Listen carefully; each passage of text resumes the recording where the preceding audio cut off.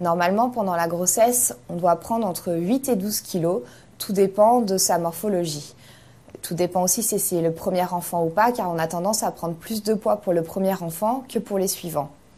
Si avant la grossesse, la personne est un peu en surpoids, elle aura tendance à prendre moins de poids qu'une personne plutôt mince. Après l'accouchement, la femme perd déjà entre 6 et 10 kilos, ce qui est dû à la sortie de l'enfant, du placenta et du liquide amniotique.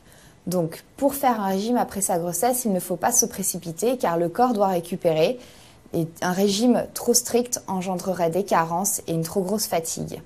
Donc il faut différencier 2 cas après l'accouchement dans le cadre d'un régime. Est-ce que la personne allaite au sein ou est-ce qu'elle allaite au biberon? Dans le cas du biberon, le plus simple généralement est de revenir à une alimentation équilibrée qui permettra au fur et à mesure de reperdre les 3-4 kilos superflus.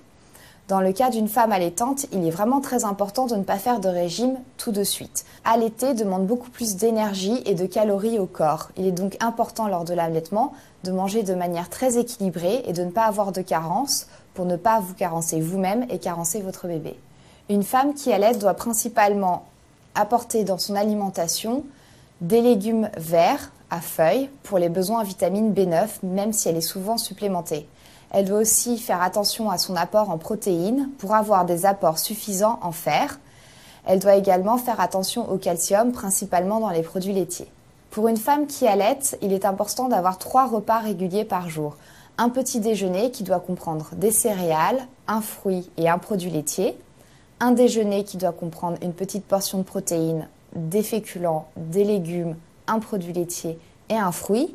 Éventuellement une collation dans l'après-midi si vous en ressentez le besoin qui doit comporter par exemple un produit laitier et ou un fruit, puis un dîner avec une vraie portion de protéines, une portion de légumes, un produit laitier et un fruit.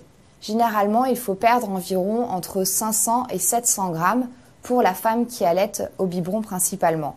La femme qui allaite au sein ne devra pas perdre de poids tout de suite. Dans les 2 cas, si la femme souhaite perdre un peu plus de poids, elle pourra alors passer à un régime hypocalorique classique, mais il est vraiment important de ne pas faire de régime trop strict et de faire bien attention aux besoins principalement en calcium et en vitamine B9. Pendant votre congé maternité, vous serez souvent chez vous et donc soumis à la tentation. Il est important de garder 3 repas à heure bien régulière, même si vous êtes tenté de grignoter un petit peu toute la journée. En effet, le fait de prendre ces 3 repas vous permettront de ne pas avoir faim le reste de la journée. Même si les horaires sont un peu en décalé par rapport à ce que vous faisiez avant votre grossesse, il est important de laisser 5 à 6 heures entre chaque repas. Pour éviter les grignotages, principalement dans l'après-midi, vous pouvez faire des collations. Donc ces collations, la plupart du temps, doivent être à base de produits laitiers car les besoins en calcium sont importants.